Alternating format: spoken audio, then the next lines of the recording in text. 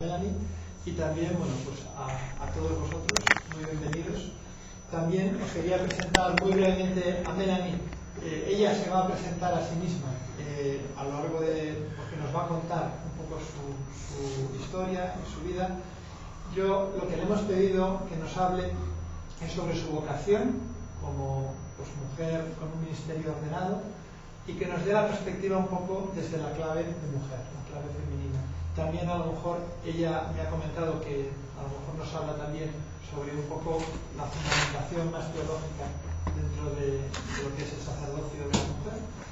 Y ella pues reúne, es una mujer excepcional y reúne una serie de características pues que son excepcionales, digamos, por lo menos vistas desde nuestra tradición más española, católica, romana.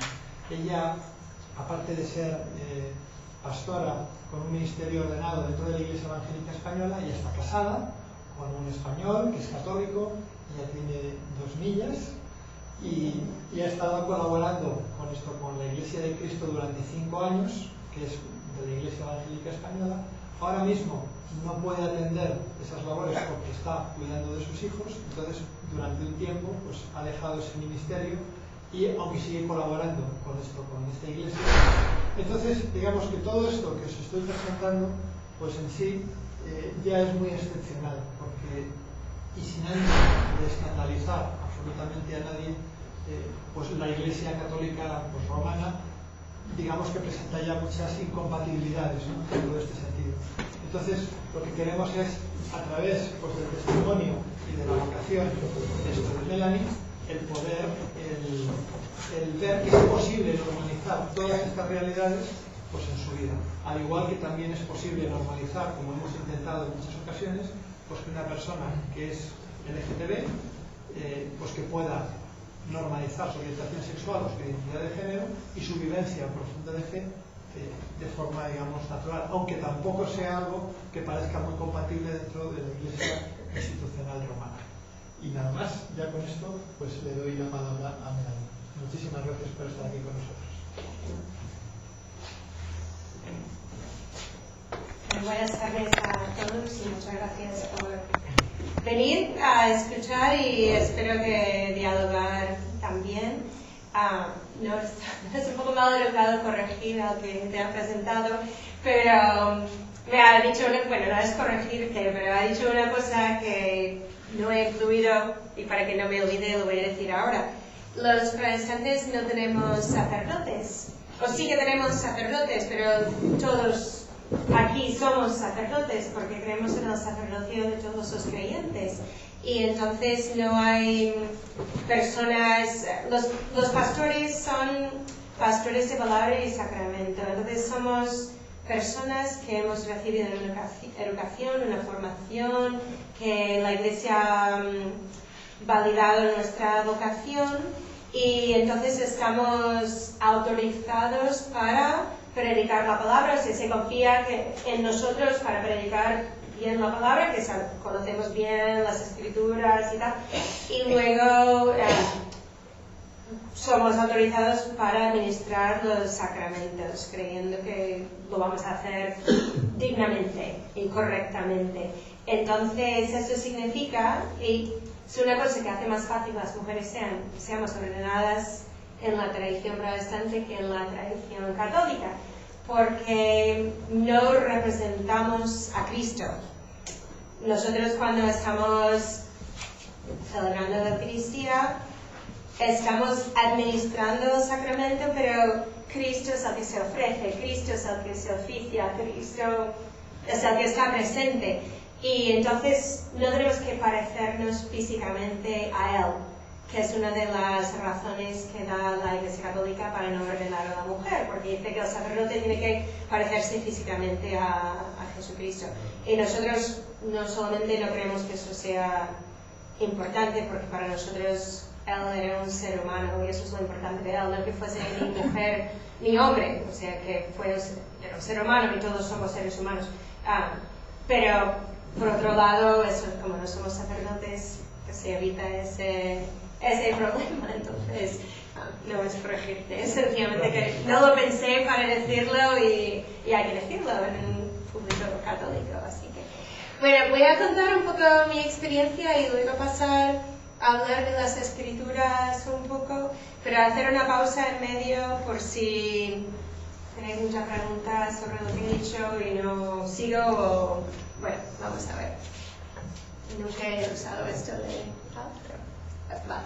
Entonces, algunas cosas están en inglés, lo siento, pero me gusta mucho este árbol y no lo tengo en español. Lo tengo en español en un libro de Juan Bosch sobre el ecumenismo y está muy bien, pero no es así tan colorido, así que esto es para situarnos un poco y me gusta porque habla de una totalidad, ¿no? De un árbol con muchas ramas pero todos del mismo tronco. Entonces si empezamos con el judaísmo, lo único que no me gusta es que Jesús está muy pequeño, que no sé por qué han puesto a Jesús pequeño, yo lo habría puesto más grande que todo, pero bueno. El judaísmo, luego Jesús chiquitín, pero la Iglesia Católica, Santa Apostólica, tal. Luego el cisma, ¿no? Cuando se separó Oriente de Occidente, y ahí están las iglesias ortodoxas, y después en el siglo XVI la reforma que empezó con Martín Lutero, y ahí está la rama luterana. Aquí la rama de los más radicales, que son los que bautizan a adultos, solamente a creyentes, ¿no? A bebés, ¿no? Y también eran pacifistas, no querían jurar a la bandera, ni servir eso, en el ejército, los menonitas, etc. Y luego la rama reformada es la mía, y si se sigue por ahí, siguen las iglesias reformadas en Europa, y luego la presbiteriana, que básicamente eran escoceses que habían estado en Ginebra con Calvino, volvieron a Escocia, fundaron la iglesia de Escocia, que era reformada, presbiteriana, calvinista, y luego los que fueron a Estados Unidos, pues la iglesia presbiteriana.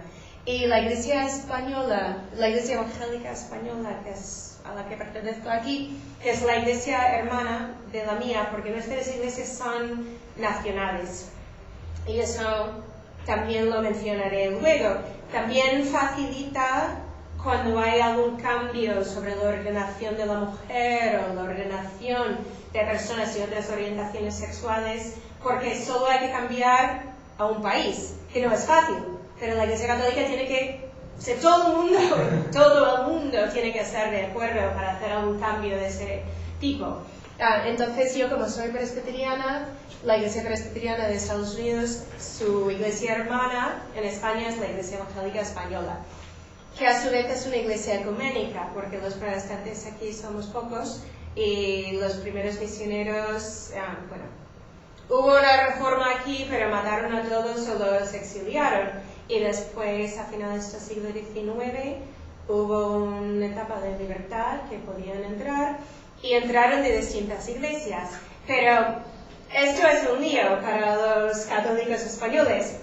Los jesuitas, los franciscanos, los escolapios, no sé qué, son un lío para nosotros, así que tenéis vuestras propias complicaciones. Pero bueno, los misioneros decían, no tiene sentido venir aquí y plantar una iglesia presbiteriana, otra metodista, otra tal. Lo importante de todos nosotros es el Evangelio, que creemos en el Evangelio. Entonces, los metodistas que están ahí, que venían de la rama anglicana, que era en Inglaterra, ¿no? Y los reformados y los luteranos, pues todos formaron una misma iglesia. Entonces, pues eso explica un poco cómo está, dónde estamos. Bueno, entonces, cuando me dijiste a ver si haces un PowerPoint y hablas de tu trayectoria, y decir, yo con 5 años, yo con tal. Pero no. Pero esto sí que viene de cuando era muy pequeña, que la madre de mi madre a veces iba a dormir en su casa, y en la habitación donde yo dormía, mi madre es la mayor de 9, entonces yo compartía habitación con mi tío, que tenía 4 años más que yo, o sea, porque ella es la mayor y yo la más pequeño. Y tenía esa pintura en su habitación. Es una cosa distinta de católicos, bueno, de protestantes en España. y de dónde soy yo, porque los protestantes aquí muchas veces no van a tener ninguna imagen, porque temen que todo el mundo va a adorar la imagen, que va en contra de los 10 mandamientos. Y en Estados Unidos no se nos ocurre porque no, entonces son imágenes de Jesús y ya está. Y en casa de mi abuela metodista pues había esto. Y yo recuerdo que me lo explicó cuando era pequeña, pregunté, y dijo, este es Jesús que está en la puerta de tu corazón y está llamando, y este es un versículo de Apocalipsis, y lo que pide pues eso, que abras tu corazón y entres. Y yo lo entendí con 5 años muy bien, ¿no? O sea, en mi corazón tenía una puerta, yo tenía que abrir y Jesús entraría, era una imagen que... Entonces ese es mi primer recuerdo, ¿no? De pedir a Jesús entrar en mi vida. Luego no es que fuese una niña muy religiosa siempre, pero ese fue el primer encuentro con Jesús. Y este es un contraste, pero realmente cuando empecé a tomar más en serio mi fe fue en una iglesia bautista, cuando tenía 13 años. Y yo soy del sur, soy de Alabama, es el cinturón de la Biblia, es muy religioso, muy protestante y muy bautista. Y mis amigas iban a la iglesia bautista. Y yo recuerdo cuando tenía 8 años fui a un campamento con ellos, y al final los bautistas, al final de su culto, que es lo que llamamos la misa, lo llamamos el culto, siempre hacen un llamamiento para cualquiera del público que haya sentido esta noche el llamamiento de Jesús y quiere entregar sus vidas, que todo el mundo se cierre los ojos y poco a poco que vengan para adelante para dar testimonio de que han sentido la voz de Jesús esta noche. Y en ese campamento lo que pidieron era que todo el mundo que hubiese invitado a Jesús a su vida, que levantase la mano. Y claro, todos levantamos la mano porque si no ibas a hacer otra cosa ahí. Y luego dijeron, ¿y quiénes han sentido el llamamiento para ser misionero? Y 1/3 de las niñas levantaron la mano. Y yo decía, wow, o sea, estas niñas han pensado en eso con 8 años. Pero luego cuando tenía 13 hicimos un musical en la iglesia bautista, y un chico tenía miedo en el musical, uno de los personajes, de hacerse cristiano, porque decía, ya verás, si me hago cristiano, Cristo me va a mandar a África para que me piquen estas moscas.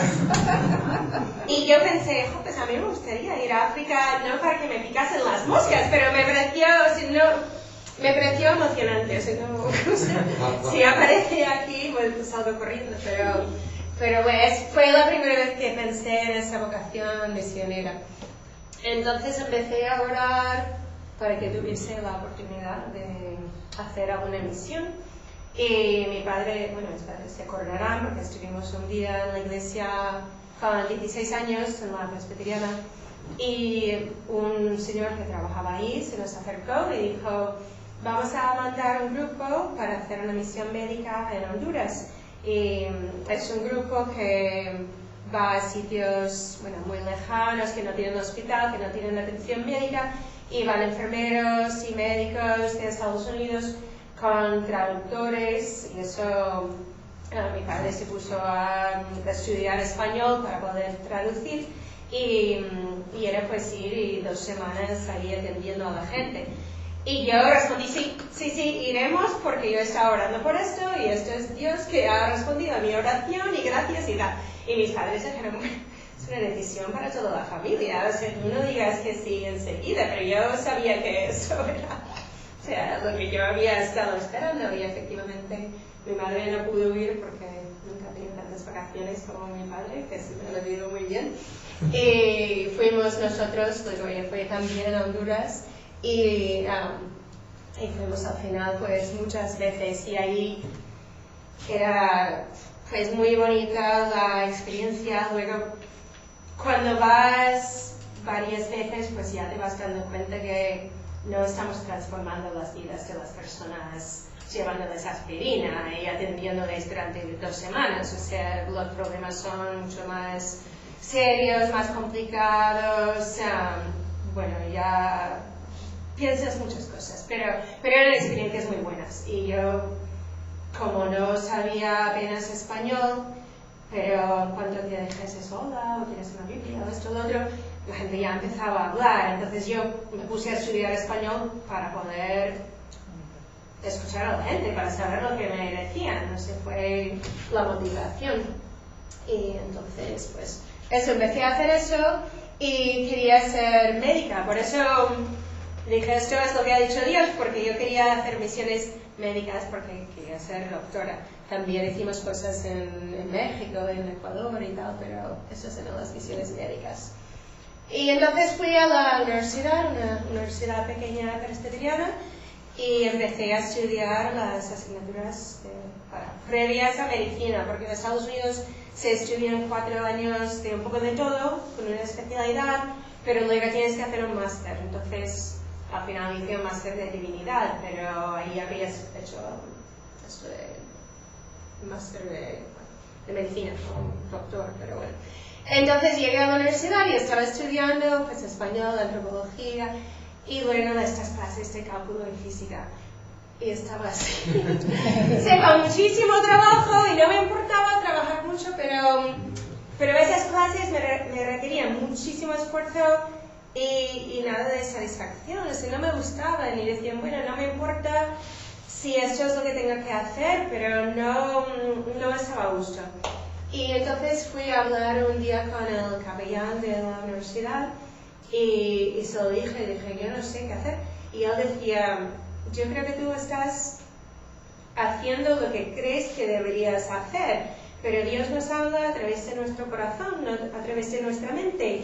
Y entonces tienes que hacer lo que tú quieres hacer, lo que más te llena y te gusta. Y Dios ahí está guiándote Dios. Y yo decía, para mí sí que me gusta mucho esto de la medicina, me gustaban las misiones estas. Pero luego me di cuenta que igual no era la medicina en sí, aunque no me importa la sangre, pero era más cuidar de la gente que curarlos. También tuve unas experiencias en el hospital haciendo como de becaria y vi que los médicos entraban, todo el mundo deseando ver al médico, ¿no? Cuando pasé al médico, ¡ay, todo el mundo qué bien! El médico entra, rápido y se va. Mientras que las enfermeras están ahí cuidando mucho. Y luego tuve experiencias de capellana que pude hacer eso, ¿no? De entrar, estar ahí sentada, hablando con la gente. Y eso es lo que más buscaba. Pero bueno, cuando el capellán me dijo, tú estudia lo que quieras.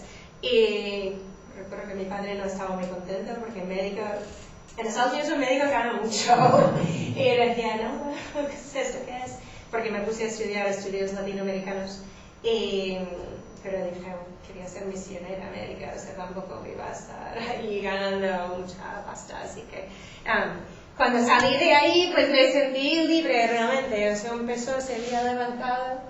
Creo que este versículo pues lo capta muy bien.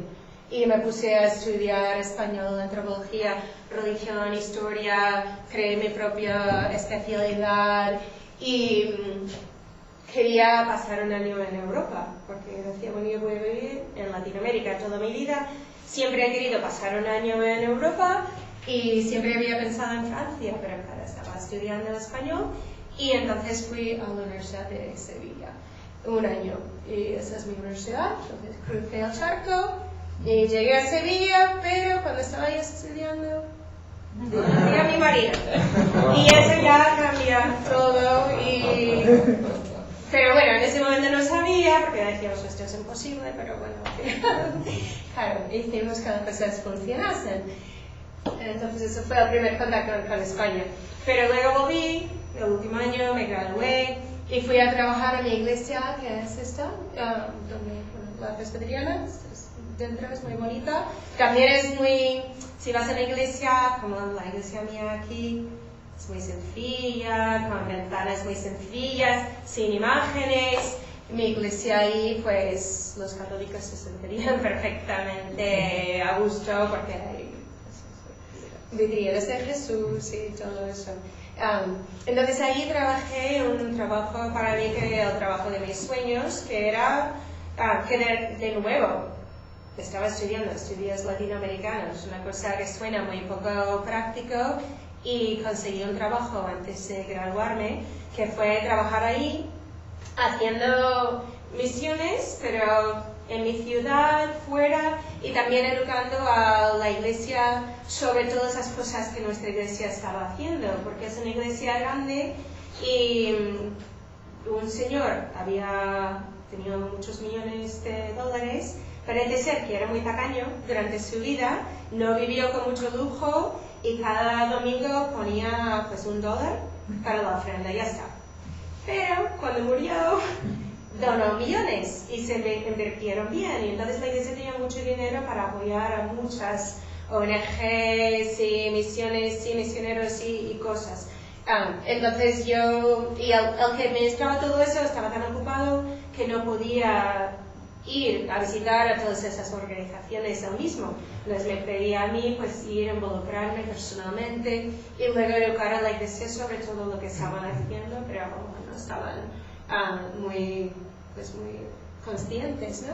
Entonces estuve ahí 2 años y era un trabajo estupendo. Volví a casa, mis padres en Estados Unidos es una vergüenza si tu hija vuelve a casa después de la universidad, porque parece que es un fracaso, que no ha conseguido independizarse, no como España, que no sé, pero mi suegra desde luego le gusta que sus hijos estén ahí hasta que se casen, y si no, pues a lo mejor ahí solos se van a suicidar, porque claro, se van a deprimir, porque hay que estar con la familia y no sé qué. Pero ahí no es así, pero bueno, mis padres me aceptaron, y porque tampoco ganaba mucho, y vivía ahí, y era todo estupendo. Pero era un trabajo de 1 o 2 años para que yo me definiera y realmente para que reconociera mi vocación y fuese al seminario, que eso fue el plan que tenía mi jefe, pero yo tuve que enterarme. Y estuve hablando mucho sobre qué hacer, porque decía, claro, yo tengo muchos intereses, suele ser mi problema, tengo muchos intereses y me cuesta elegir un camino. Y decía, claro, me gusta el español, pero no me gusta hacer un doctorado en lingüística, porque eso es algo tan especificado, y me gusta esto otro y así, pero ¿qué es algo que puede reunir a todo? Y al final el ministerio pensé, eso es algo que sí que puede reunir a todo, y es trabajar con la gente, y es cuidar. Y los versículos que por fin me convencieron fueron estos de... Ay, no fueron estos. Bueno, fueron estos, pero los originales que Jesús está citando de Isaías 61, que yo me vi esta mañana buscando y me salió esto, bueno, no sé cómo pasó eso. Pero bueno, estos versículos son muy importantes. Y me lo parecían. Entonces decía, el Espíritu del Señor está sobre mí por cuanto me ha ungido para dar buenas nuevas a los pobres, me ha enviado a sanar a los quebrantados de corazón, a pregonar libertad a los cautivos y vista a los ciegos, a poner en libertad a los oprimidos y a predicar el año agradable del Señor. Esto me parecía muy práctico. Entonces, y yo lo que estaba orando era, Dios, enséñame el problema más grave en el mundo y yo voy a estudiar para atender a ese problema, ¿no? Si es de comida, pues yo estudio, no sé, para la agricultura, o si es de medicina, pues estudio eso, si es de enseñanza, pues tal. Y al seminario yo decía, yo no sé, las necesidades espirituales son importantes, pero la gente tiene que comer, o sea, eso es algo muy básico. Entonces yo no sabía si sería bastante serio, o sea, yo quería responder a lo más grave, pero luego estaba leyendo la versión de Isaías, donde habla de consolar, de dar alegría en vez de luto, de esos cuidados espirituales. Y cuando lo estaba leyendo decía que esas necesidades son igual de importantes que estas otras necesidades. Y entonces ese fue el momento que dije, realmente, pues sí, o sea, merece la pena ir al seminario y estudiar esto. Y luego cuando fui a visitar mi seminario, el presidente del seminario que estuve en una charla en su casa, o sea, en Estados Unidos se van a visitar las distintas escuelas y habían abierto las casas de profesores y para ir a tomar un café, un postre y que cada uno contase su vocación. Y ahí también hubo una mujer que contó cuando se hizo cristiana y cuando salió del armario. Y yo, eso es, wow, se está aquí contando esto aquí. Quiere entrar a este seminario, estamos en la casa del presidente y está contando esto. Y para ella era muy importante porque decía, claro, yo me hice cristiana, pero lo otro también es parte de mí y tengo que reconocer las dos cosas y tengo que dar testimonio de las dos cosas. Y me pareció muy, muy valiente y fue como un primer momento de luego educación que recibí en el seminario a través de otros hermanos y hermanas en español LGTB, ¿no? Sí, sí. Entonces, pero bueno, el presidente citó esto y es una cita de Frederick Buechner que dice, lo que está hablando es que dice que Dios nos llama a cada uno donde el hambre más profundo del mundo y los deseos más profundos del corazón se juntan. Entonces no es suficiente estar mirando qué es lo que necesitan los demás, ni es suficiente estar mirando qué es lo que quiero hacer yo, sino dónde coinciden esos dos caminos, ¿no? Entonces tenemos que mirar las dos cosas y donde coinciden, ahí es donde Dios nos manda. Y eso, pues, yo creo que fue lo que me hizo decidir estudiar ahí, porque, sí, me convenció, también porque estaba cerca de casa y sabía que después estaría lejos, y esto, a 2 horas y media de mi casa. Entonces ahí fui a estudiar y estudié, son 3 años. Luego 6 meses y medio vine a España porque decía, claro, si esto sigue adelante con mi novio, voy a España, no conozco si hay iglesias evangélicas aquí, porque cuando estuve en Sevilla entré en contacto con alguna donde las mujeres llevaban velo y que eran muy conservadoras y no sabía. Entonces vine aquí a hacer las prácticas y luego volví y luego, sí, esta es mi clase y puse la foto, ahí estoy yo, porque podéis ver que la mitad eran mujeres. Vino hace poco a mi iglesia aquí una pastora irlandesa que estaba de vacaciones y hablando y dijo que ahí las cosas son difíciles, que ellos están en una buena iglesia, tienen mucho apoyo. Pero yo dije, claro, en Estados Unidos la mitad de mi clase eran mujeres, o sea, es una realidad ahí, sí, ya muy normalizada. Las mujeres se ordenan hasta el año 56 en la iglesia presbiteriana, en la metodista hasta el año 54. Entonces conocí a mucha gente y nunca, aunque podía dudar de mi propia vocación, no dudaba de ellas. Y también, sí, o sea, podría hacer una conexión ahí también, porque es una de las cosas, como vengo de una zona muy conservadora, mis padres son muy progresistas y muy abiertos, pero yo fui muy influida por la iglesia bautista, que eran muy conservadores, y suelen fundamentar todo con la Biblia y ellos saben perfectamente cómo interpretar las cosas con la Biblia. Y entonces yo nunca tuve esa experiencia de que nadie me dijera personalmente, por ser mujer no te puedes ordenar.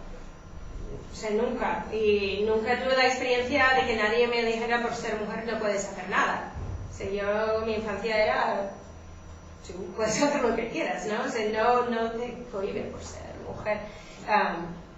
Pero vas palpando las cosas, ¿no? Yo me imagino que vosotros también, aunque nadie te diga nunca que lo que tú sientes está mal, pero vas palpando por el ambiente que hay cosas que no deberías hacer en público, que no deberías decir, cosas que no deberías expresar.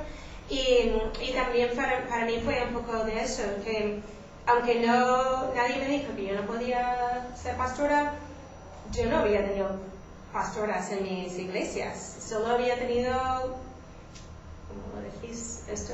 Role models, mentores, ¿no? O, sí, más o menos lo mismo, pero bueno, mentores masculinos. Entonces yo decía, claro, nunca he visto a una mujer en este papel, ¿cómo lo puede ejercitar? O sea, preguntábamos a las profesoras, ¿qué tipo de bañador tenemos que llevar en la playa? O sea, si eres pastora, ¿qué significa? Claro, ¿cómo te vistes? ¿Cómo tal? Y bueno, o sea, de esas cosas muy sutiles que yo tuve que buscar muchas mujeres que podía, pastoras, al final tuve que ir a una iglesia donde yo veía una pastora ahí, todos los domingos ahí predicando para ir dándome cuenta que eso es posible, aunque nadie me dijera que no era posible, pero bueno, siempre está ahí, ¿no? Y bueno, entonces me gradué, fui a trabajar un año como capellana y luego me casé y vine otra vez para España. Y cuando llegué, la Iglesia Evangélica Española no tenía iglesias en Madrid con puestos pastorales, es una iglesia pequeña, y entonces me decían que podía ir a Málaga, pero claro, estaba recién casada y yo decía, yo no he venido a España para estar a 5 horas de mi marido. Entonces me dijeron, pues ponte a estudiar en comillas, porque ahora el seminario evangélico es una facultad de teología, pero esa ha sido una lucha, porque antes los protestantes no podían conceder un título de teología en España. De hecho, mi título de comillas viene del Papa, ¿no? O sea, el Papa es el que daba los títulos. Entonces, los evangélicos que querían hacer estudios avanzados tenían que ir a comillas. Pero ahora eso ha cambiado, pero por aquel entonces era así. También me dijeron que sería bueno, porque yo como soy de una zona muy protestante, que he conocido a muy pocos católicos en mi vida ahí, era importante que yo sintiera lo que es ser una minoría. Y es verdad, yo en mis clases era la primera protestante que mucha gente había conocido jamás, o sea, me llamaban la hereje y eso, y la imperialista por ser americana, pero buena experiencia, gente muy buena, muy maja. Y cuando estaban terminando, me salió un trabajo en la Universidad de San Luis, que está aquí en Madrid. Tenemos, bueno, es una universidad americana, jesuita también, y tiene un campus aquí, y para dar una clase de justicia social. Y yo decía, yo que soy protestante, no me van a contratar, pero bueno, vamos a intentarlo. Y sí, porque hay falta de jesuitas aquí, solo tenemos uno en el campus. Y es una universidad donde tenemos alumnos de todo el mundo, de 46 países, y aunque es pequeña, y tienen que hacer todos teología, de 1 a 3 asignaturas por ser privada. Entonces yo entré ahí y también empecé a dar clases en el seminario, y también me salió como, bueno, para hacer prácticas y después ser pastora en la Iglesia de Cristo. Entonces no tenía nada, y después empezó a salir todo. También empecé a dar clases en el instituto, ahí, y ahora esos años ni los recuerdo, porque digo, ¿por qué no quedábamos más con los amigos? ¿Por qué no íbamos a esto, lo otro, porque estaba trabajando todo el rato? Y esto es la iglesia ahí dentro, o esto es muy así sencilla. Y aquí esta es la dirección, por si queréis ir alguna vez. Nos reunimos a las 11 los domingos por la mañana. Y bueno, entonces en el 2003 me ordenaron allí como pastora. Vinieron mis padres en representación de la Iglesia Presbiteriana de Estados Unidos para que fuese una ordenación en conjunto. Y ahí estuve de pastora durante 5 años. Pero después nació mi hija, nació mi hijo, y con él ya me di cuenta de que era demasiado. Yo creo que en Estados Unidos no, porque también, claro, nosotros los pastores nos casamos, porque Martín Lutero veía que muchos sacerdotes no cumplían con el celibato y tenían amantes y tenían hijos ilegítimos, y Y citaba a Pablo cuando dice, es mejor no casarte, pero es mejor casarte que quemarte, ¿no? O si no vas a tratar bien a tu virgen, cásate, pues algo así. Y entonces los decía, bueno, para nosotros el sacerdocio es una vocación, es un don. Entonces, el que lo tenga, pues que lo ejerza, pero el que no, pues que se case.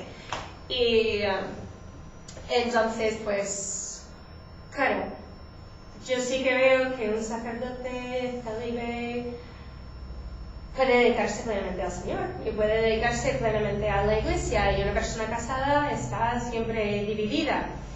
En nuestras iglesias se agradece esa división porque es la división que todo el mundo experimenta en su devoción al Señor y su devoción a su familia y al trabajo que hace. Entonces nos hace como más accesibles, más humanos, que estamos con las mismas luchas con todos, y también les gusta que estamos casados porque sabemos cómo es eso y tal.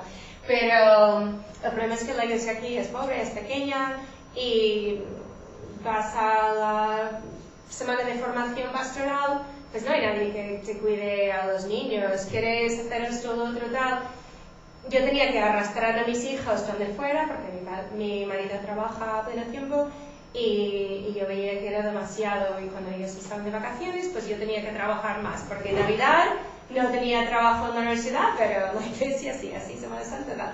Entonces dije, bueno, por ahora voy a dedicarme a la familia y a la universidad, a las clases de teología. Estaba buscando una foto de nuestros alumnos, encontré esta del equipo de fútbol, que representa un poco la diversidad, porque también con esto yo decía, después de convencerme de que era suficiente atender a las necesidades espirituales de la gente, dudaba después de ser profesora de la universidad. Eso no es muy cómodo, eso a lo mejor, o sea, no hace falta más pastores en las iglesias, pero por otro lado siento que los jóvenes están en una edad muy crucial, porque los padres los han educado muchas veces en una fe, pero ahora están justo en el punto de que tienen que decidir si van a asumir esa fe o no, si van a seguir por ese camino o no. Están experimentando con las cosas. También tenemos muchos alumnos que son les preguntas de dónde son, y bueno, nací en China, pero mi padre es brasileño y mi madre es americana, pero luego vivimos en África y luego vivimos en Rusia y luego tal, o sea, hijos de diplomáticos, de gente de multinacionales, y entonces de distintas religiones o de ninguna religión, y entonces me gusta mucho darles clase, porque si yo puedo encender una chispa, ¿no? Yo veo la evangelización así, ¿no? Que algunos plantamos la semilla, otros la regamos, otros la echamos el abono, otros tenemos la alegría de ver la cosecha, y nunca sabemos dónde estamos en ese proceso, a no ser que veamos la cosecha. A lo mejor arrancamos la semilla, esperemos que no, pero por eso me gusta la enseñanza y puedo dar muchas clases de muchos tipos. Ahora tenemos muchos musulmanes porque ellos no pueden, pero es difícil conseguir un visado para ir a Estados Unidos si eres de un país árabe. Entonces, los que tienen una migración americana, además España está más cerca, de Arabia Saudita, de Kuwait, de Qatar, de Dubái. Entonces, tenemos alumnos de verdad de muchas tradiciones, entonces es siempre muy dinámico, muy interesante, siempre va cambiando las clases, así que ahí estoy dedicada ahora. Y ahora es donde, bueno, hago la pausa y va a seguir un poco con este tema, pero no sé si hay alguna cosa que queréis comentar o preguntar ahora. Has hablado del seminario en Estados Unidos, en la iglesia protestante presbiteriana. Pero te quería preguntar qué tipo de estudios son, si son estudios universitarios, si es la misma tradición que en Alemania, que los estudios teológicos, tanto protestantes como católicos, están insertos en la universidad, o es más en el sentido que entendemos aquí el seminario, solo para sacerdotes, en este caso solamente para pastores o pastoras. Sí. ¿Y qué tipo de formación? Más o menos, sin entrar en descripciones, pero ¿en dónde insistís vosotros? ¿En historia, en sacramentos, etcétera?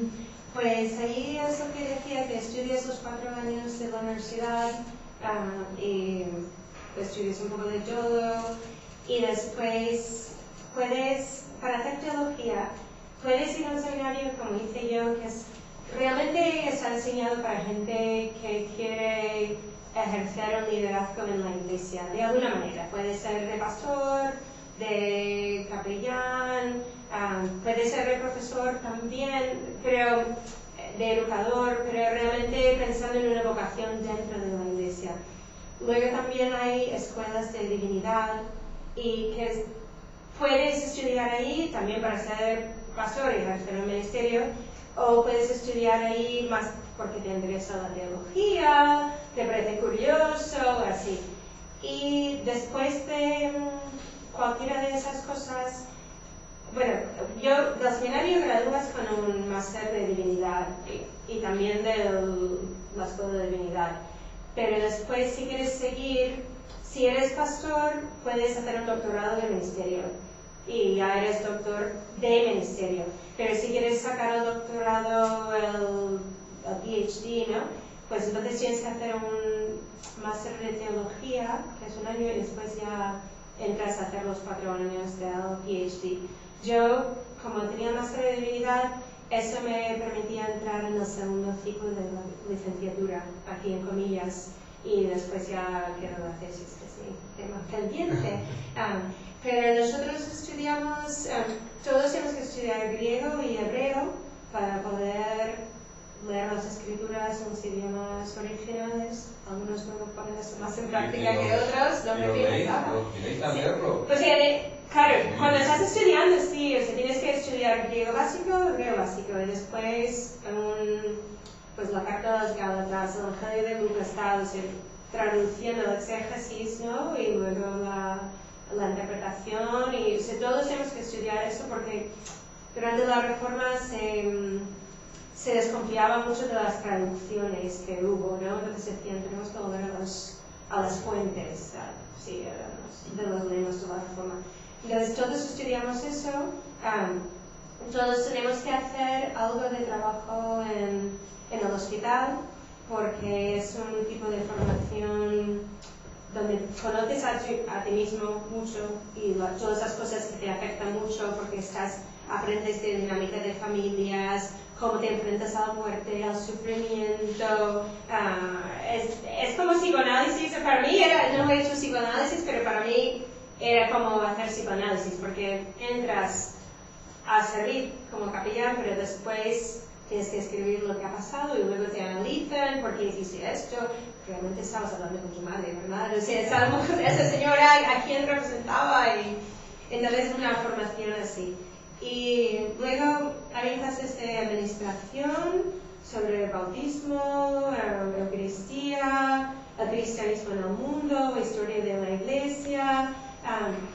La gran diferencia que yo encontré con comillas era que ahí está muy en auge los estudios donde experimentas a la vez, ¿no? Entonces estaba diciendo que en la iglesia de Eucaristía, en la casa de Eucaristía, tuvimos que asistir a 2 iglesias que tuviesen una vivencia distinta de la nuestra, una liturgia distinta. Y yo fui a la iglesia metropolitana comunitaria ahí y pudimos ver cómo ellos celebraban la Eucaristía, que era muy, muy especial porque decían que muchas parejas pues no tenían la bendición de sus familias, de su entorno. Entonces les dejaban celebrar la Eucaristía juntos, se acercaban juntos y el pastor se ponía con ellos como un triángulo y les daba la Eucaristía, pero los bendecía a la vez, y era muy importante para ellos. Y luego tuvimos una charla con ellos, pero cosas así experimentales. Una clase sobre predicando la buena nueva a los pobres, y sobre la justicia social, pero tenías que servir el desayuno a los pobres, a los sin techo, y después del desayuno teníamos la clase en el mismo espacio, y tuvimos que predicar en la calle a ellos, claro, los pagaban con donas. Decían, sí, por favor, si estáis dispuestos a quedaros a escuchar las predicaciones de estos alumnos, os damos como unos donuts y tal, y bueno, ellos, pues nos escucharon. Pero cosas muy experienciales, y luego también la teología contextual es muy importante. Entonces, cómo las mujeres leemos las escrituras, cómo un campesino en Honduras va a leer un texto muy distinto que una persona, un sacerdote en Europa, o de las distintas interpretaciones según quiénes somos y nuestras experiencias, y conocer eso. Y luego, en comillas, era más clásico, estudiamos los padres de la iglesia, cosas más de la teología universal que ha existido desde los tiempos inmortales, que muy bonito también, porque profundizamos mucho en las cosas. Pero sí, esa es la gran diferencia, yo creo, sí. Estudiamos un poco de todo, pero sí. Una cosa más así. Bueno, pues vamos a seguir con esto entonces. Vale. Bueno, pues yo creo que sí, igual, sabéis esta cosa, pero bueno. Sabemos que Jesús se relacionaba con hombres y con mujeres, ¿no? Que él tenía seguidores y tenía seguidoras, tenía discípulos, tenía discípulas. Y hubo un texto importante para los que estamos a favor de la ordenación de la mujer, es esta de Lucas, donde tenemos a Marta, que es una mujer más tradicional, ¿no? Que está ahí sirviendo la mesa y haciendo lo que suelen hacer las mujeres en las iglesias muchas veces, están poniendo el café y las galletas y tal. Y Jesús estaba enseñando a sus discípulos. Pero su hermana Marta estaba también a los pies de Jesús, aprendiendo de él, y su hermana María. Y Marta se queja y dice, dile a mi hermana que no me deje servir sola, que se levante y se ponga a trabajar. Y Jesús responde y no dice, sí, María, tú vuelve a tu papel tradicional de mujer, ¿qué haces aquí? Esto es sitio de hombres, ¿no? Pero no, dice, Marta, ojalá y turbada estás con muchas cosas, pero solo una cosa es necesaria, y María ha escogido la buena parte, la cual no le será quitada.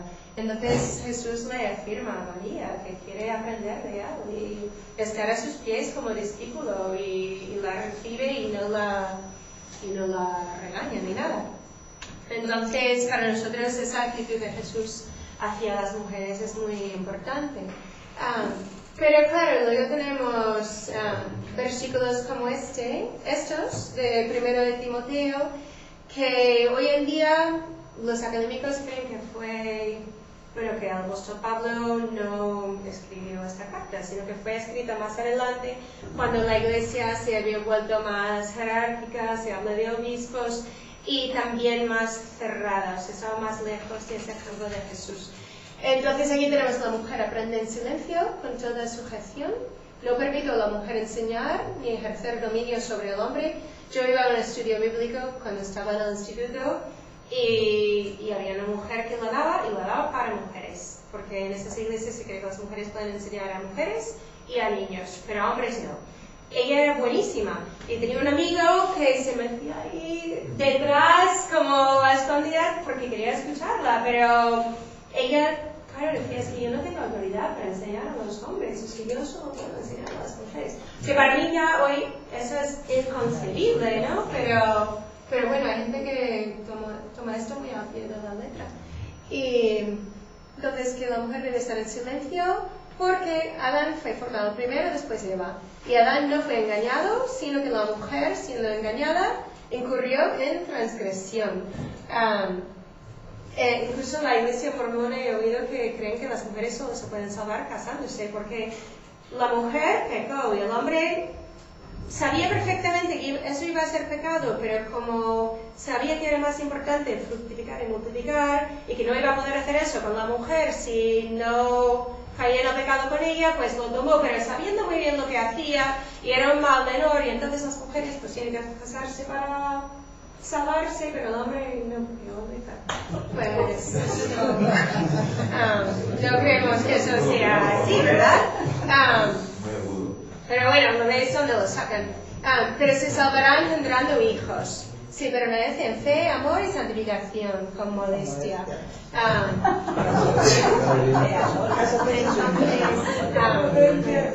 Para las mujeres, disculpas a los hombres, pero yo cuando veo la historia de la caída en Génesis 3, veo que la mujer, o sea, la serpiente, ¿no? Se acercó a ella razonó, lo discutieron, lo consideró y luego tomó y comió. Se lo dio al hombre y el hombre ya comió, o sea, no razonó ni nada. O sea, pero luego, no, si lo leéis lo vais a ver. Pero luego, claro, la iglesia hizo claro, porque la mujer sabiendo muy bien lo que hacía, porque pobre hombre engañado por ella. Para eso lo hace muy bien, es más inteligente que... O bueno, piensa para el estómago, o sea, lo que sea, pero bueno, o sea, la gente trastorna como quiera, ¿no? Y lo que sí que de los padres de la iglesia, sí, estudié mucho eso en comillas, pero antes no, pero sí que hice una asignatura sobre Ireneo, muy bonito, precioso, y estas son las citas de los... de Ireneo, también de Tertulio y de San Agustín, que era bastante misógino, pero está bien, que decía, aún así, si el pecado entró por una mujer, la redención también entró por una mujer, porque si el pecado entró por Eva, luego Cristo nació de María. Entonces, si Dios estaba dispuesto a mandar a su hijo a nacer de una mujer, pues claro, la redención entró por ella y Dios no vio nada mal eso, y es lo que dice, lo que dicen estas distintas cosas, pero Jesús, o sea, Agustín dice eso, el Señor no estaba en contra de los hombres, de los varones, porque tomó la forma de un varón, ni de las mujeres, porque de una mujer nació. Entonces, para nosotros también es muy importante esto de la redención, porque creemos que la creación fuimos creados iguales, pero después de la caída, eso es cuando entró la sujeción, el dominio, cuando decía que la mujer será sujeta a su marido. Pero en Cristo somos todos redimidos y volvemos a esa realidad del paraíso. O sea, todavía tenemos el pecado, pero ya somos redimidos. Entonces, si somos redimidos de esa maldición, pues tenemos esa igualdad hoy en día. Es muy importante. Esta es una imagen que encontré de Eva y de María. Sí. Luego tenemos 1 Corintios 14 y aquí Pablo está hablando del orden de la iglesia, porque parece que en Corinto había mucho caos, la gente se levantaba a hablar en lenguas y a profetizar y era muy loco todo, y él quería paz y quería orden, y Pablo era un conservador social, entonces él quería orden, no quería causar muchos escándalos. Sabéis que como las iglesias se reunían hombres y mujeres, pobres y ricos, esclavos y libres, había gente que pensaba estos son orgías, ¿no? Porque son mujeres y hombres en la misma habitación y ¿qué pasará? Luego decían que eran caníbales porque estaban comiendo el cuerpo y la sangre y eso, o sea, había muchos rumores. Entonces Pablo quería evitar rumores de más y entonces mandaba que los cristianos se conformasen a las patrones de la época, ¿no? Para hombres y mujeres. Entonces aquí dice, como en todas las iglesias de los santos, vuestras mujeres callen en las congregaciones, porque no les es permitido hablar, sino que deben ser sujetas, como también la ley lo dice. Y si quieren aprender algo, pregunten en casa a sus maridos, porque es indecoroso que una mujer hable en la congregación. Eso también parece ya tajante, ¿no? Primero, sabemos que había iglesias donde las mujeres hablaban, entonces eso es una cosa. Luego, pensamos que a lo mejor esto era porque las mujeres y los hombres se sentaban por separado. Estaba buscando una imagen de eso y yo decía, claro, sus iglesias no eran como las nuestras, eran casas, tal. Pero pensaba en un templo hindú, donde he ido aquí en Madrid, y es una sala como esta, más o menos, y las mujeres se sientan en un lado, en el suelo, y los hombres en otro, pero no hay una división clara. O sea, una persona puede cruzar y los niños van cruzando, pero dicen que por costumbre las mujeres se suelen sentar juntas. Entonces he oído interpretaciones de que igual las mujeres estaban diciendo, oye José, ¿qué dijo el pastor ahí? O que el apóstol o lo que sea, preguntando cosas y había ruido. Entonces decía, mejor que pregunten en casa y en la iglesia que no hablen, que eran mujeres que hablaban mucho, que comentaban mucho en esas iglesias, que era una cosa específica a esas congregaciones.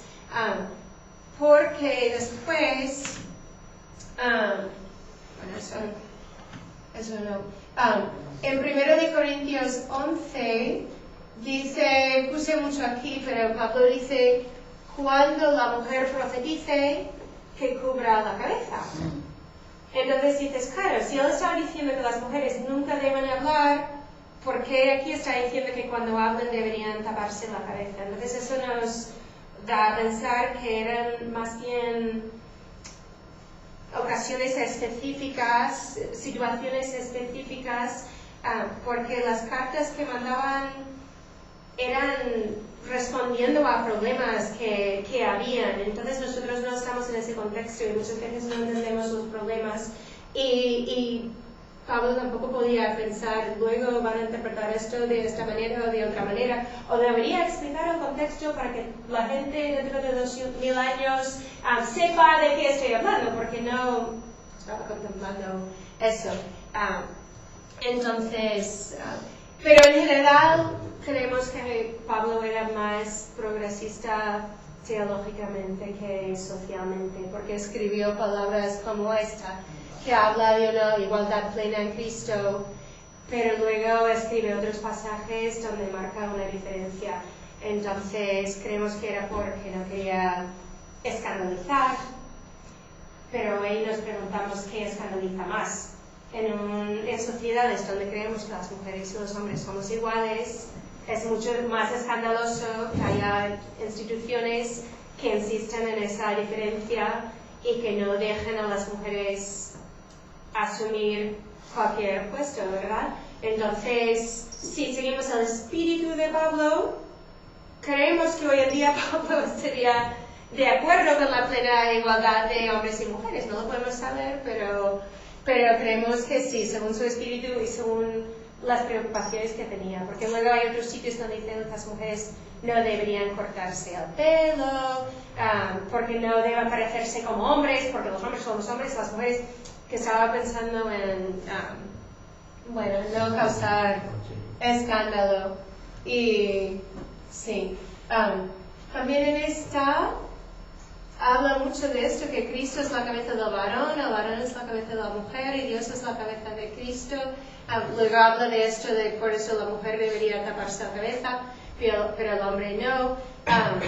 Por eso la mujer no debería cortarse el pelo, porque también parece que las mujeres, como sentían esa libertad y esa igualdad en Cristo, decían, bueno, yo me afecto la cabeza y ya asumo las funciones de los hombres.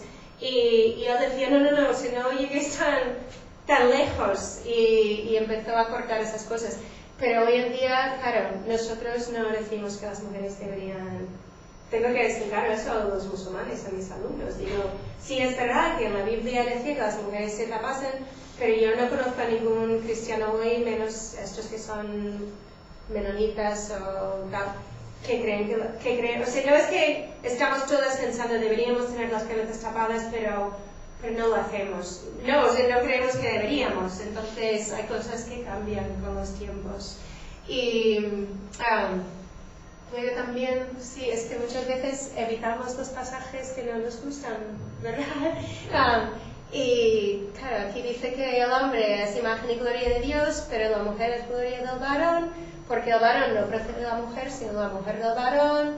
tampoco el varón fue creado por causa de la mujer, sino la mujer por causa del varón, etcétera, ¿no?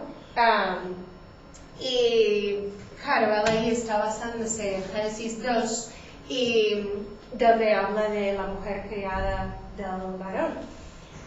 Pero hoy en día se pone mucho hincapié en que hay dos versiones de la creación, está Génesis 1 y Génesis 2, entonces son dos maneras de contar la historia, son dos maneras de destacar cosas que tienen importancia.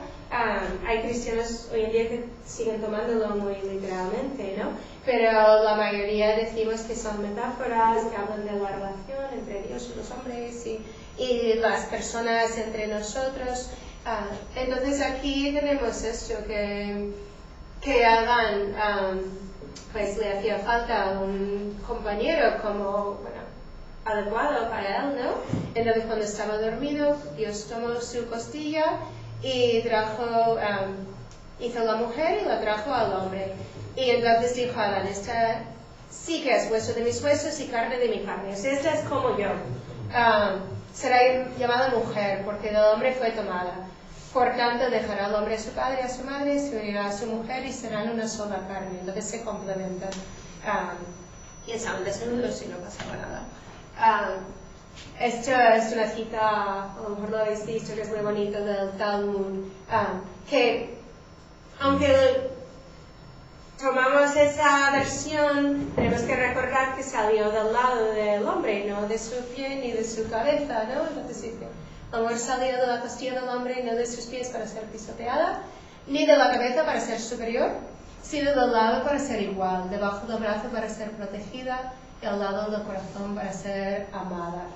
Hay feministas de todas clases, ¿no? Pero yo desde luego soy de este tipo, ¿no? Que las mujeres y los hombres somos iguales, ninguno es mejor que el otro y nos necesitamos todos.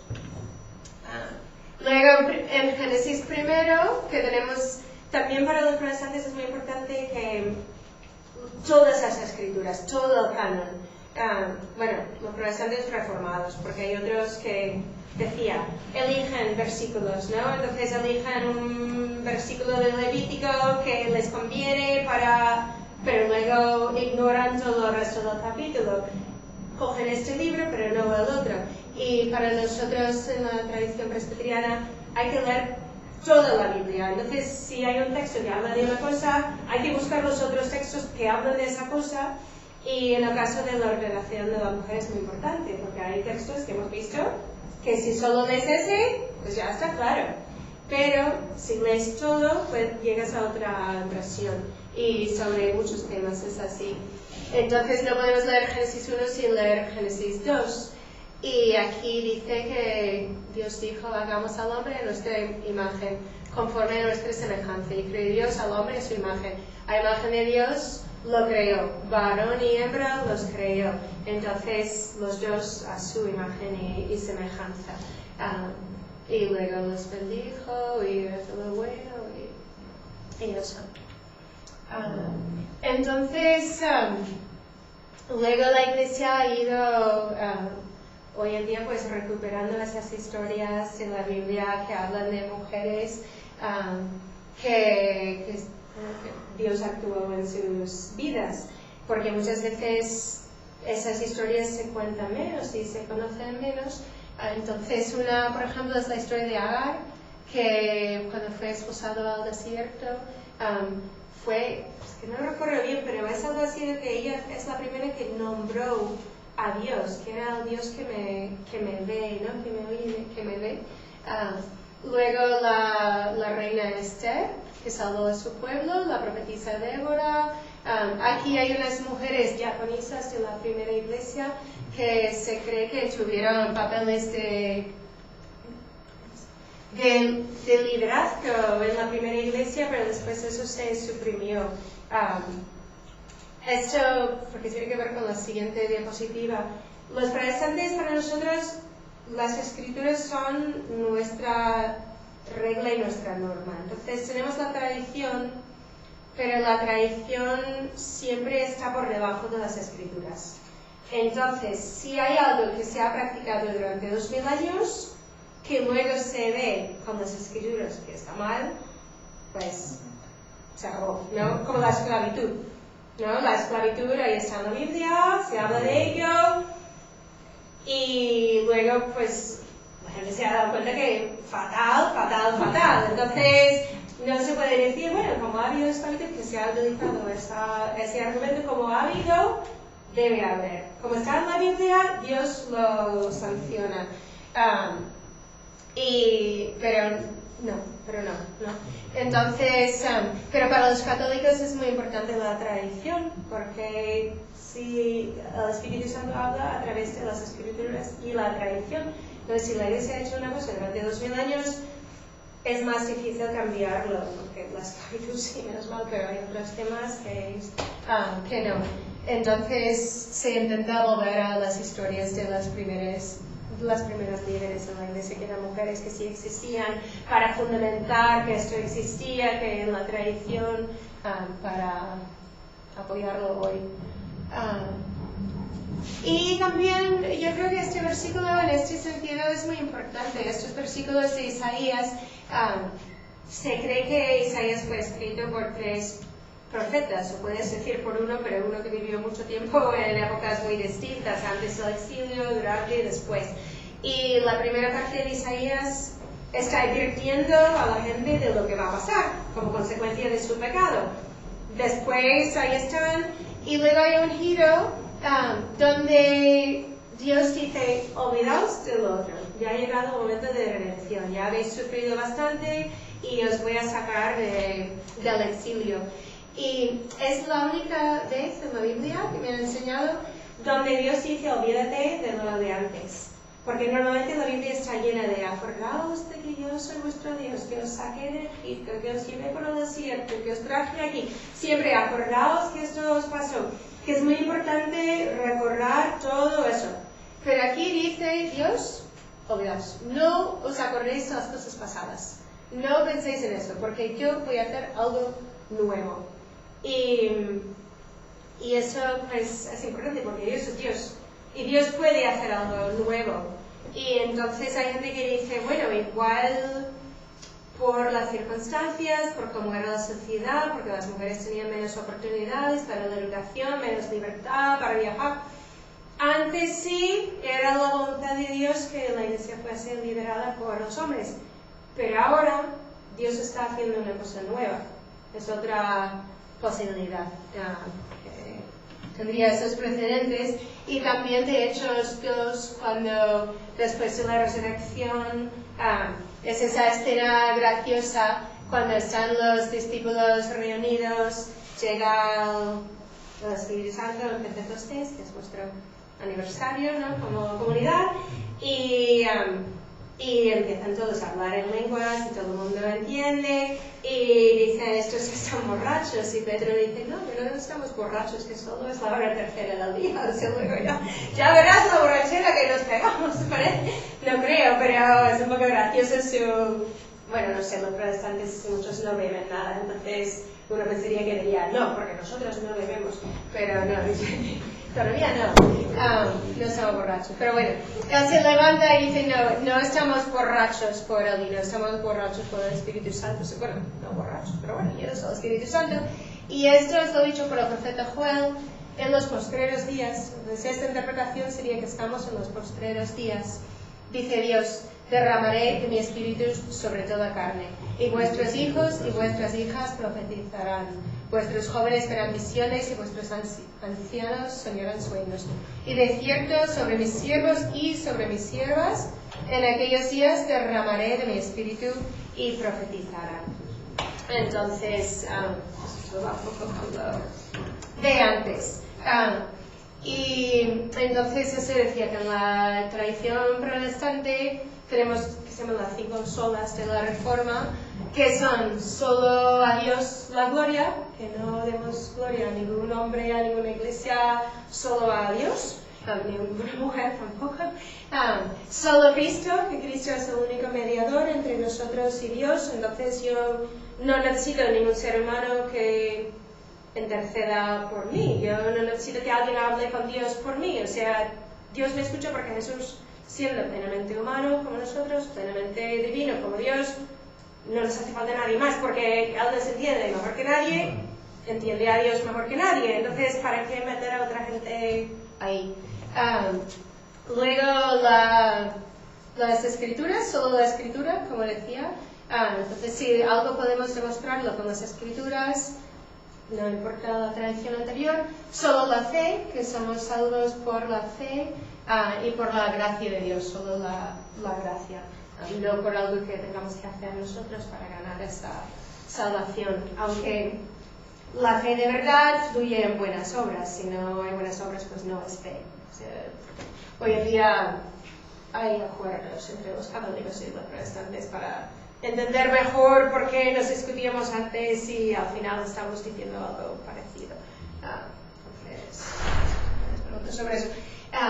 Luego tenemos este lema que es Semper Reformanda, que es básicamente siempre reformados por la palabra de Dios y siempre estando reformados por la palabra de Dios, siempre reformándonos a la luz de la palabra de Dios. Entonces siempre deberíamos estar mirando a nosotros mismos, examinándonos, diciendo, no solo como individuos, sino como iglesias. La iglesia también es justa y pecadora, igual que nosotros. Entonces, la iglesia misma siempre tiene que estar examinándose a la luz de las escrituras, a ver dónde vamos mal, dónde tenemos que ser reformados por el Señor. Entonces, no deberíamos estar ahí estáticos, hemos estado así tantos años, vamos a seguir, sino si algo anda mal, pues hay que cambiarlo. Y entonces eso es algo importante. Y claro, eso también igual que no tenemos sacerdotes, nos enfocamos más en que Jesús tenía muchos seguidores, porque para la Iglesia Católica es muy importante esos 12, y que los 12 eran hombres. Y como eran hombres, pues, y la apostolicidad se transmite físicamente de Cristo a ellos y de ellos a los primeros obispos y de ellos hasta los obispos de hoy, y siempre han sido hombres, pues tiene que seguir así, porque luego también van a representar a Cristo. Pero para los reformadores, esa palabra apostólica, aunque seguimos diciendo esto mismo, porque tenemos el mismo credo en los apóstoles, el credo niceno, la palabra cambió y se decía, esto significa, tenemos que seguir en los pies las huellas de los apóstoles. Entonces, aunque la iglesia siga poniendo las manos en línea sin romper, si la iglesia está haciendo cosas que no son correctas, no es apostólica. O sea, la iglesia puede perder esa apostolicidad, y eso es lo que veían los reformadores durante la Reforma, que muchas cosas estaban pasando que no eran lo correcto. Luego la iglesia católica lo ha reconocido, ¿no? O sea, entonces, la iglesia es santa, pero santa por el Espíritu Santo, llamados a la santidad, con el Espíritu Santo guiándonos, pero justos y pecadores, ¿no? Católica por ser universal, y apostólica tenemos que seguir en las leyes de los apóstoles, y que los apóstoles tenían, Jesús, muchos seguidores, y algunos que se mencionan más que los específicos de los 12, ¿no? Entonces, ese es un argumento. Y al final, esto no encontré una más moderna, pero ya digo, es lo que dije antes. Nuestras iglesias son como el cochecito y la iglesia católica es como el tren. Entonces la iglesia católica, para cambiar, tiene que esperar que todo el mundo suba a bordo. Y eso tarda. Mientras que nosotros podemos, si estamos convencidos de algo, podemos avanzar más rápidamente, porque si estamos convencidos en una zona, ya lo podemos cambiar.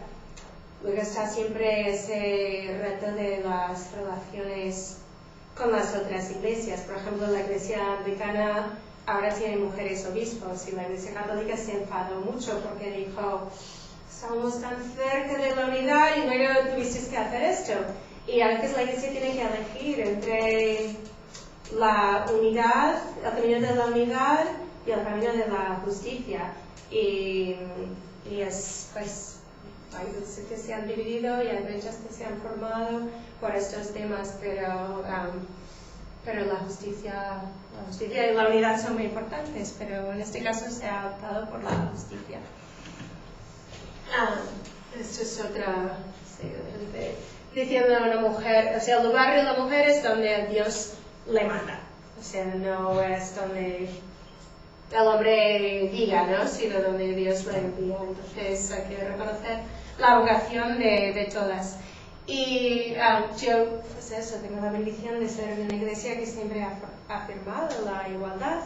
Y cierro con esto porque creo que os va a gustar, a mí me encanta.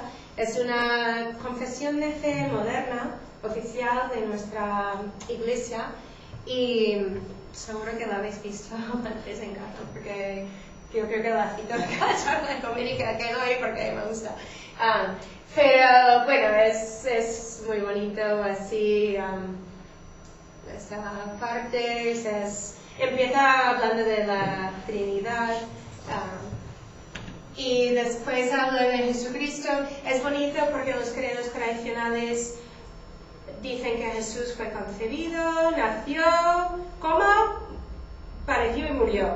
Y no habla de su vida, porque bueno, tenemos los evangelios, y por eso los credos, y no estaban discutiendo sobre su vida, entonces no veían la necesidad de poner eso en el credo.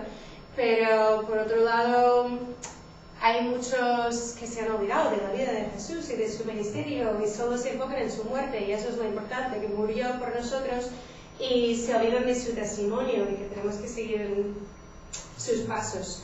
Entonces me gusta este credo que hace un compendio, ¿no?, de las cosas importantes de su ministerio, y luego también da una explicación de por qué lo mataron, porque muchas veces eso murió, pero aquí habla de los motivos de su vida, ¿no?, de su entorno, de su contexto, los romanos, los judíos, y luego habla de ese significado más trascendente, y de lo que Dios estaba haciendo en esa muerte en la cruz.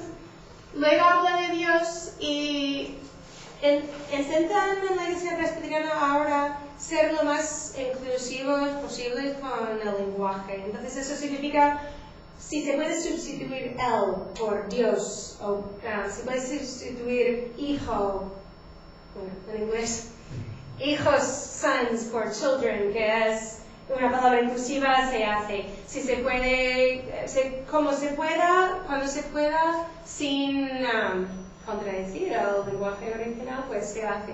Entonces aquí dice, si confiamos en Dios, a quien Jesús llamó Abba Padre, o sea, Jesús lo llamó Padre. Pero claro, Dios es espíritu, entonces no es ni varón ni hembra, porque es espíritu, y creó al hombre y a la mujer a su imagen y semejanza. Entonces no renuncia a Dios a ningún género, pero sí que reconoce que Jesús lo llamaba Padre, que lo importante del Padre es esa relación íntima con Dios, que Jesús nos invita a entrar en ella. También pues se habla de toda raza y pueblo, que no hay ninguno que es más cerca de Dios que otro. Luego dice que nos rebelamos contra Dios, nos escondemos en nuestro Creador, si pensamos en la creación, en la caída, desconociendo los mandamientos de Dios, violamos la imagen de Dios en otros y en nosotros. Entonces cualquier cosa que hagamos que daña a nuestra relación con Dios, con nosotros mismos, con los demás, y o sea, si hacemos daño a la gente, aceptamos mentiras como verdad, explotamos al prójimo y a la naturaleza, es un credo muy inclusivo con eso, y amenazamos de muerte al planeta confiado a nuestro cuidado. Merecemos la condenación de Dios, pero Dios actúa para redimir la creación. Luego aquí otra vez el lenguaje inclusivo, con amor perdurable, el Dios de Abraham y Sara.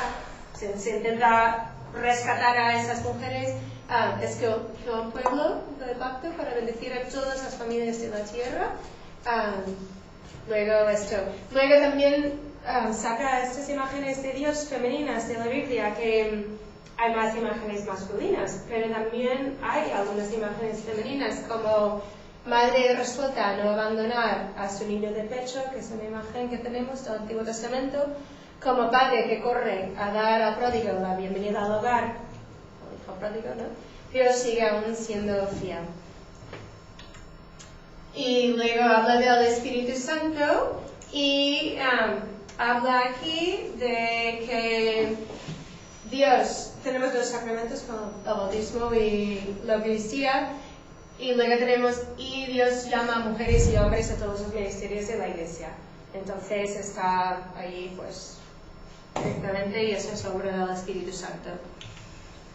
Y luego pues esto, otras cosas sobre el Espíritu Santo que nos llama a quitar estas idolatrías y para trabajar por la justicia, la libertad y la paz, y esperar la vuelta de Jesús. Y luego pues termina con esto, que nada nos puede separar de su amor. Y ya, sí, ahí. Entonces, preguntas sobre eso, comentarios. Hubo un tiempo en que en la Iglesia Católica, en los grupos más primero autónomos, menos centralizados o menos obediente a la máquina del rey de los puestos, después del Concilio Vaticano, pensando en los años 70, en algunas grandes ciudades de España sobre todo, elaboramos credos muy similares a eso, ¿es verdad, Antonio? Y los hemos usado muy similarmente como recitación comunitaria en la festividad del domingo.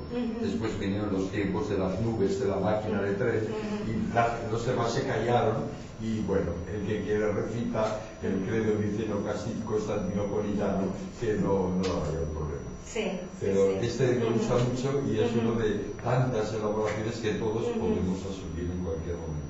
Sí, sí, sí. Nosotros aquí tenemos, hay libertad de liturgia porque no se cree que hay una liturgia que hay que usar. Entonces, yo suelo intentar usar el credo apostólico para la Santa Cena, porque es un momento, bueno, la Eucaristía, no es la Santa Cena, pero es un momento especialmente que se hace en comunión con toda la Iglesia de todos los tiempos y todos los lugares. Entonces, ese credo que nos une a todos. Y luego tenemos otros credos. Este es muy largo, es el problema, que es muy largo para ponerlo. Pero sencillamente para que la gente piense un poco sobre lo que está diciendo y no sencillamente creo en Dios Padre Salvador. No, y vamos variando, pero sí, sí. ¿Y otra cosa? Sí, bueno, entre medias, realmente hay comunidades, por ejemplo, la parroquia de San Ambrosio en la Vicaría Cuarta de Vallecas, Avenida de las Mujeres, ¿verdad?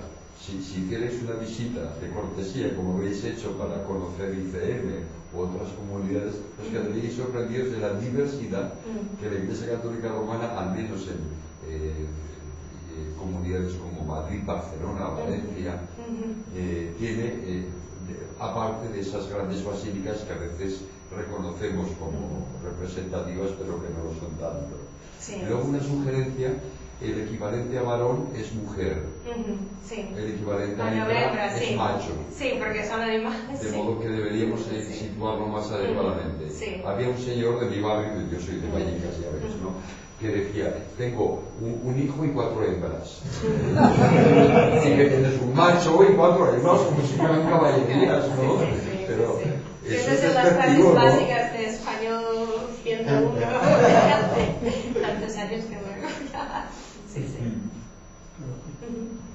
Yo quería preguntarte, digo, dentro de tu trayectoria como mujer y como mujer ordenada, y además viviendo en España, porque llevas ya unos cuantos años viviendo en este país, quería preguntarte, porque habrás conocido a otras muchas mujeres, de algunas que serían católicas, otras que no, y quería preguntarte, primero, si tú personalmente, al moverte dentro de este país, has tenido pues problemas, dificultades, incomprensiones, cómo las has vivido, y también quería preguntarte si has descubierto a otras mujeres pues que a lo mejor teniendo una vocación como la que tú puedas tener, y a lo mejor estando dentro de la Iglesia Católica, pues que han visto, entre comillas, a lo mejor frustrado o limitado ese ministerio, y ver si conoces testimonios de cómo ellas lo han podido vivir. Pues primero aquí en la iglesia el problema es cuando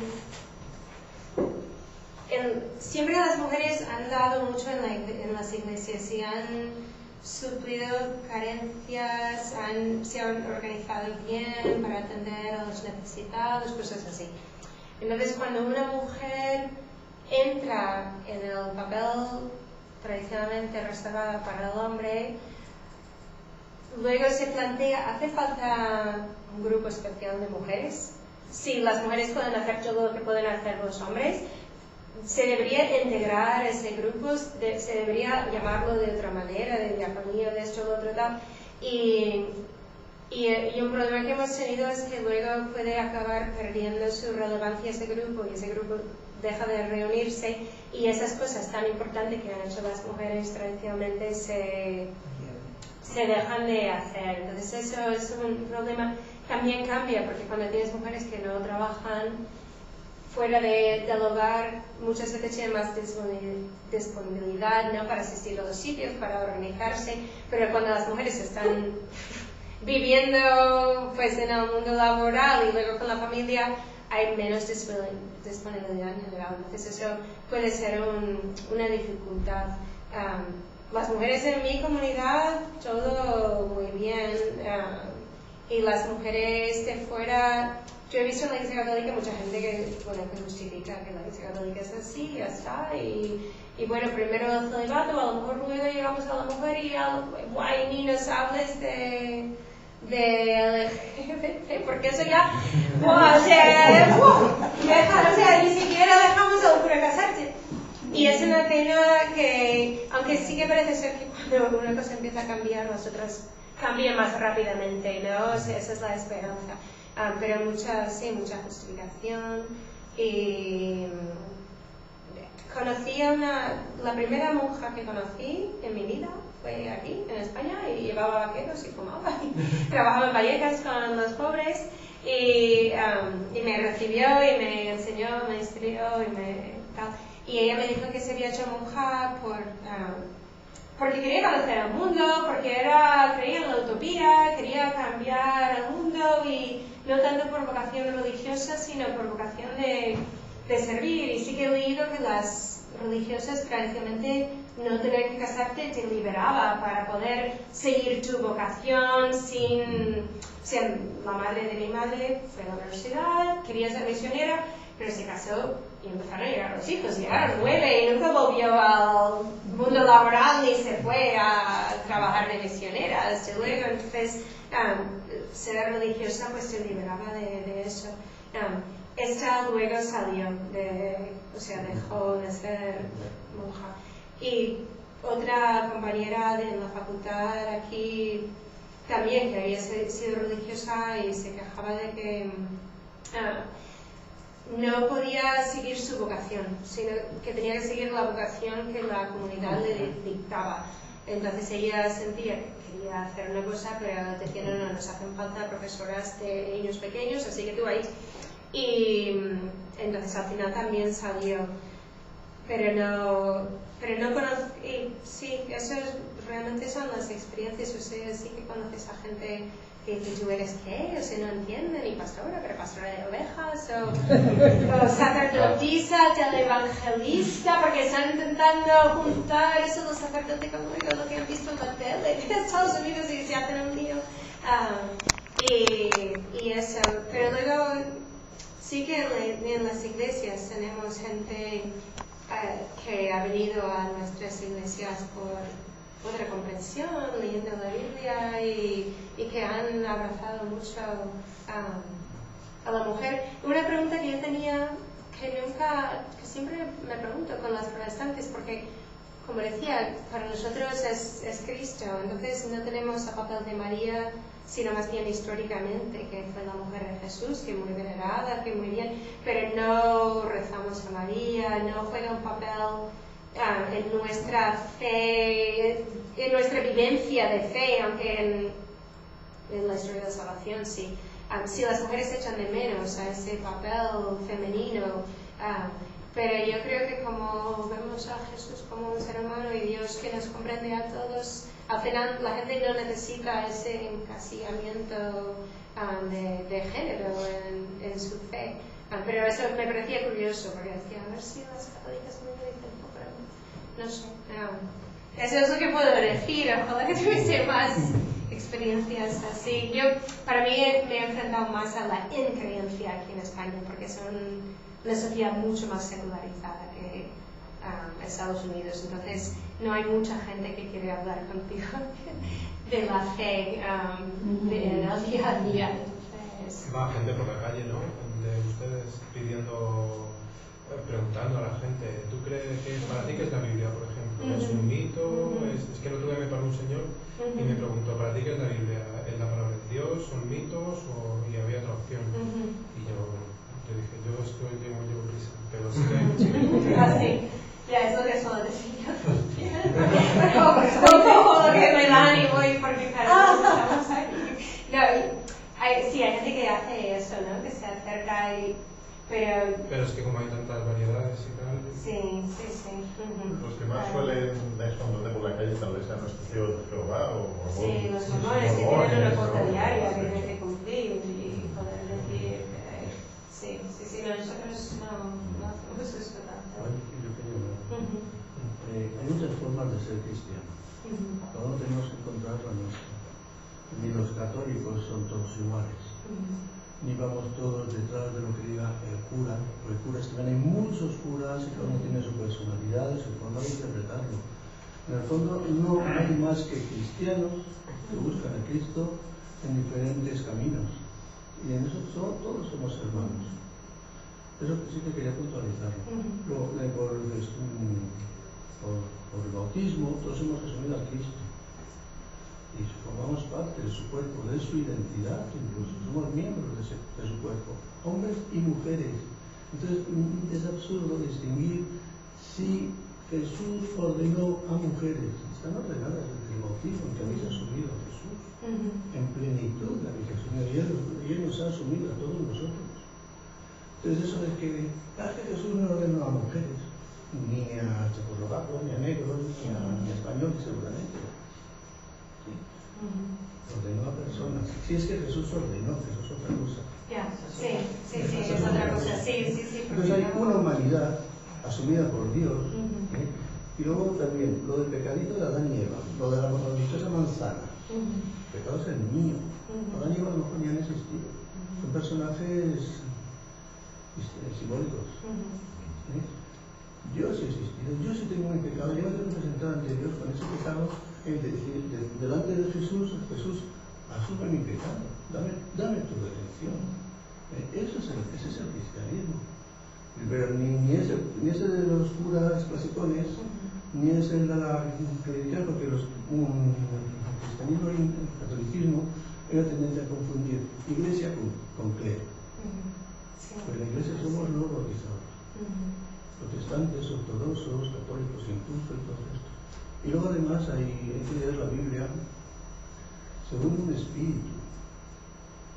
Porque yo estoy todo el rato pensando, por ejemplo, lo que ha dicho de San Pablo, que no es aceptable sobre las mujeres. No es aceptable que él reconozca la esclavitud, porque eso está en los derechos humanos. Y los derechos humanos sí son cristianos, sí son evangélicos. Y si no, incluso, ¿qué pasa con nosotros? Con los homosexuales. Pablo dice claramente que los homosexuales no entrarán en lo que es el reino de los cielos.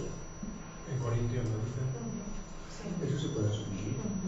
Eso que es una traducción. No tenemos textos originales. Entonces tenemos que coger la Biblia con todo respeto y con todo esto que queramos, según el Espíritu. Según el Espíritu de Jesús. Según el Espíritu de la bienaventuranza. Porque si no, si empezamos a coger toda pie de la letra, estamos condenados al integrismo y a la desesperación. ¿Qué pasa con nosotros? Es que la relación con Dios está basada en el terror un poco, ¿no? La han hecho. Pero lo han hecho, sí. La relación con Dios es un Dios de misericordia, un Dios de compasión. Por eso nos manda a su Hijo, no para que le demos más gloria, que quememos más incienso, hagamos que con más rayos, no. Viene por los pobres, es la humanidad de Dios. Y ese es el Dios que hemos visto y que buscamos. Sí, nosotros, nuestra iglesia, bueno, la iglesia reformada nunca ha dicho nuestra es la iglesia correcta, porque ha dicho la iglesia es de Cristo. Entonces, si estás de acuerdo con la teología que estás creciendo en Cristo, estás creciendo espiritualmente en una de nuestras comunidades, pues bien, si no, pues vas a otra, pero nuestra iglesia no engloba, o sea, la iglesia de Cristo. Y luego Lutero también decía eso con el voto del bautismo, decía, ese es el voto más importante, y eso nos hace a todos iguales, y es importante porque la circuncisión era para hombres, gracias a Dios, porque Pedro habría sido la otra, pero el bautismo nos hace iguales, o sea, se bautiza a todos nosotros, y en eso se basa el sacerdocio de todos los creyentes. Y luego sobre los homosexuales, bueno, yo creo que Pablo no entendía que hubiesen personas que naciesen con una orientación que no fuese la tradicional heterosexual. Fue hasta el siglo XIX que no se hablaba de la homosexualidad como una condición, era como una enfermedad. Y entonces Pablo, yo personalmente lo que creo es que él está condenando las relaciones no naturales. Pero si una persona nace con una orientación hacia el mismo sexo, las relaciones no naturales serían con el otro sexo. Entonces, porque hoy en día hay cosas que se entienden de otra manera, porque el conocimiento de los seres humanos se va avanzando. Entonces, depende, hay gente que dice que está claramente condenada, pero realmente los mismos argumentos contra la esclavitud, a favor de la igualdad, luego su aplicación siguiente, más clara, está en este sentido. Y por eso en la iglesia presbiteriana ahora desde hace unos años, y solo las iglesias que así lo decidan, ordena a todos de cualquier orientación sexual, solo pues hay que ser fieles y monógamos, ¿no? Y eso es lo que me gustó de la iglesia comunitaria metropolitana, que es lo que a mí me cambió el chip, porque nos decían claro, estamos perjudicados o odiados o no sé, excluidos por la comunidad cristiana por ser homosexuales, pero luego somos excluidos por la comunidad homosexual por ser cristianos.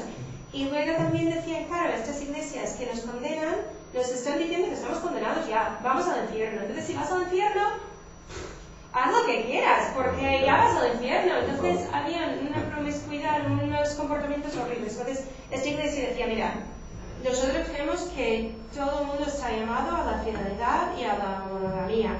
Y aquí damos una opción moral. Y nos enseñaron que hay que dar una opción moral. O sea, Dios no crea a nadie para condenarlo, porque eso no sería un Dios de amor. Entonces, si las iglesias no están dando una opción moral a las personas, que solo sea el celibato, que no es razonable ni práctico, sino es tu don, pues hay que dar esa opción moral. Entonces, eso a mí me cambió el corazón luego conocer a cristianos dentro de esa comunidad también, ¿no? Porque hay muchos prejuicios que no vienen de fuera, pero era muy importante eso. Espera, ¿querías decir algo de eso? Sí, no, quería comentar un poco con ese largo que has puesto, no de las dedicaciones de la iglesia, sino lo que resume la fe protestante o reformada, de solo la fe, solo Cristo, solo los evangelios, que, bueno, la experiencia mía ha sido ir redescubriendo cómo ya hace siglos Lutero y los reformados pues dieron en la clave donde la Iglesia Católica luego se iba acercando, porque ahora mismo sería incomprensible que no tuviéramos acceso a los evangelios, cada vez más se estudian los evangelios, por ejemplo, y en eso ya se fue pionero en el siglo XVI, ¿no? Más o menos, ¿no? Igual que el hecho de la justificación por la fe, que hasta doctrinalmente hace poco pues ya se reconocía, ¿no? Sí, es verdad que con el tema de la unidad de los cristianos es posible desde el punto de vista pues, que hay trayectorias, aparatos ya eclesiales y sobre todo el no reconocimiento de la tradición petrina o de lo que pueda ser el papado como primado, eso va a ser imposible y desde mi punto de vista no pasa nada, ¿no? Y reconozco sobre todo lo que fue la historia de Estados Unidos, la labor tan importante que hizo las iglesias reformadas como Nueva Jerusalén. ¿Cómo es posible buscarse un lugar, un nuevo paraíso donde crear una nueva sociedad? Y en eso, fueron todos los arreglos y de ahí vinieron palabras, importamos la democracia, importamos una serie de valores que fue gracias a los protestantes, ¿no? Es verdad que lo católico, lo que fue en América Latina, tuvo otras connotaciones también parecidas, pero con objetos diferentes, ¿no? Yo quería centrar un poco en el tema de lo del acceso a los evangelios. Me ha sorprendido un poco todo ese discurso que has hecho, que está muy interesante, ¿no? De lo que dice la Biblia, de Adán, Eva, la mujer, todo eso. Cuando, ya lo han dicho antes, cuando seguramente yo lo hubiera resuelto diciendo se equivocaron, ya está, ¿para qué vamos a andar? Y es verdad que eso tiene un problema de cómo entender la revelación y las lecturas fundamentalistas y demás, ¿no? Y un poco a mí me da la impresión, precisamente por no existir una autoridad, que un poco de alguna manera la Iglesia católica lo hace, lo que se puede entender como correcto, que hace que haya una excesiva fragmentación en la interpretación y hay una tendencia al fundamentalismo, a la lectura fundamentalista, ¿no? Y desde mi punto de vista eso tiene su riesgo, ¿no? Tiene la gran ventaja del acceso universal, pero bueno, el riesgo de la lectura fundamentalista. Me encanta que hayas dicho que la Iglesia presbiteriana huís un poco de esa tendencia, esa tentación, intentando hacer una lectura mucho más compleja de esto y demás. Y yo te quería preguntar, bueno, si estás un poco de acuerdo con eso y sobre todo si existe algún tipo de interpretación eclesial, presbiteriana, para evitar quizás ese fundamentalismo de lectura literal, ¿no? Y a veces contradictoria, porque se coge a veces de la Biblia lo que se interesa, ¿no? Concretamente el tema de la homosexualidad, se suelen coger aquellos apartados donde son claramente anti-homosexuales, ¿no? Bueno, ¿cómo se entendería la Iglesia presbiteriana en este caso? Si existe un corpus doctrinal más o menos básico para identificar que, bueno, estos son los límites. Sí. Hay un libro muy bueno que no está traducido, que yo sepa, que se llama Jesús, la Biblia y la homosexualidad. Y está escrito por un antiguo moderador de la Iglesia presbiteriana. Y lo utilizo en mis clases porque él, claro, democracia y todo eso bonito de Estados Unidos, pero también tuvo esclavitud. Y los protestantes lo justificaban plenamente con la Biblia y con el sentido de comunidad. Y él dice que los mismos argumentos se utilizan hoy para discriminar contra los homosexuales. Pero el problema es que muchas veces luego la gente piensa, bueno, ya lo que sea, ya aprueba lo que sea, ¿no? Entonces él dice, no, hay unas pautas muy buenas que podemos seguir. Y no sé si igual las tengo aquí, no lo sé, pero una de las cosas es leer la Biblia por el lente de Cristo. O sea, si Jesucristo era el Dios encarnado, si era Dios. La Biblia es la palabra de Dios, la palabra escrita, pero Jesús era la palabra viva. Y entonces toda la Biblia la tenemos que leer según lo que hacía Jesús, lo que decía Jesús. El ejemplo clásico es lo del adulterio, ¿no? O sea, cuando que él no tiró ni una piedra y mandó a los demás, al que no tuviera pecado, que tirara, ¿no? Y se fueron. Entonces, de ahí vemos cómo interpretar los otros textos, o cuando él habla de que lo que nos entra no nos hace impuros, sino lo que sale de nosotros. Entonces, eso también cambia las leyes del régimen alimentario, ¿no? Entonces, leer la Biblia a través de Jesús es muy importante. Luego, los grandes temas de amor, perdón, compasión, esas cosas. Si sacamos lecturas que van en contra de esos principios muy básicos, entonces esas lecturas no pueden ser, o sea, correctas. Luego esto, la escritura en total. Es un salmo. La primera vez que tuve que dar el estudio bíblico aquí en la iglesia, y tengo unas personas no son fundamentalistas, pero tienen ciertos rasgos. Y me tocó primero de Corintios 14 sobre la mujer. Y yo decía, aquí yo, la nueva pastora, y tengo que defender la ordenación de la mujer, y yo no sabía si esa gente me aceptaba o no. Y un señor muy mayor, que conoce muy bien la Biblia, dijo, la suma de tu palabra es verdad. Y es un salmo que nunca recuerdo yo cuál es, pero es de la suma de la palabra. Y él dijo, claro, tenemos que mirar esto, tenemos que mirar lo otro, y en general hay que mirarlo todo.